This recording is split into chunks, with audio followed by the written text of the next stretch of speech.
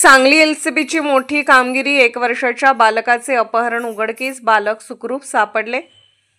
सांगलीतील स्थानिक गुन्हे अन्वेषण शाखेने एलसीबी एक अत्यंत संवेदनशील अपहरण प्रकरण उघडकीस आणत 1 वर्षाच्या बालकाला सुखरूप शोधून काढण्यात यश मिळवलं आहे।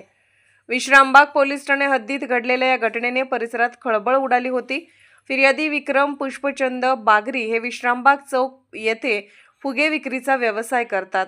दिनांक 20 ऑक्टोबर रोजी रात्री त्यांच्या 1 वर्षाच्या मुलाला झोपेतून अज्ञात व्यक्तींनी पळवून नेले। या घटनेनंतर विश्रामबाग पोलीस ठाण्यात BNS कलम 137(2) अंतर्गत गुन्हा दाखल करण्यात आला। घटनेचे गांभीर्य ओळखून माननीय पोलीस अधीक्षक संदीप घुगे, माननीय अपर पोलीस अधीक्षक कल्पना बारवकर यांनी विश्रामबाग पोलीस ठाणे तसेच स्थानिक गुन्हे अन्वेषण शाखेला अपहरण उघडकीस आणण्याचे आदेश दिले।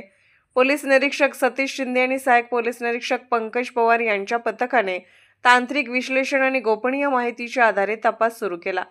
तपासादरम्यान पोलिसांना इनायत अब्दुल सत्तार गोलंदाज राहणार मिरज याच्यावर संशय आला। त्यास ताब्यात घेऊन चौकशी केल्यावर त्याने गुन्ह्याची कबुली दिली। त्याने आपल्या साथीदार इम्तियाज पठाण आणि वसीमा खान याच्या मदतीने बालकाचे अपहरण केल्याचे सांगितले। आरोपींनी रत्नागिरी जिल्ह्यातील सावर्डे गावात बाळाला विकल्याचेही उघड केले।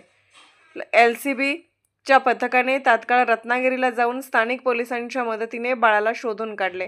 बाळाला वैद्यकीय तपासणीनंतर पालकांच्या ताब्यात देण्यात आले। आपल्या मुलाला पुन्हा पाहून पालकांच्या डोळ्यात आनंदाश्रू आले। मुख्य आरोपी इनायत गोलंदाजला अटक करण्यात आली असून इम्तियाज पठाण आणि वसीमा खान हे फरार आहेत। त्यांचा शोध सुरू आहे। इम्तियाज पठाण हा रेकॉर्डवरील गुन्हेगार असून त्याच्यावर पूर्वी खंडणी, फसवणूक आणि आर्म ॲक्टचे गुन्हे नोंद आहेत। या उत्कृष्ट कारवाईबद्दल सांगली पोलीस दलाचे सर्वत्र कौतुक होत आहे। सपना गराडे, संदीप नलावडे, अमरीशा फकीर, सागर लवटे, नागेश खरात, दरिबा बंडगर, संदीप गुरव, मच्छिंद्र बर्डे, सतीश माने, अमर नरळे, सागर टिंगरे, अनिल कोळेकर, उदयसिंह माळी, महादेव नागणे, सुनीता शेजाळे, विक्रम खोत, केरुबा चव्हाण, विनायक सुतार, सूरज थोरात, सुशील मस्के, श्रीधर बागडी, ऋतुराज होळकर, सुमित सूर्यवंशी, सोमनाथ पतंगे, सत्या पाटील, गंगणेश पट्टेकर, उमेश कांबळे यांनी केली आहे। सांगली जिल्हा पोलीस दलाने एक वर्षाचं बाळ ज्याचं अपहरण झालं होतं त्याचा जो गुन्हा नोंद विश्रामबाग पोलीस स्टेशन येथे गुन्हा नंबर 359/25 असा करण्यात आला होता। साधारण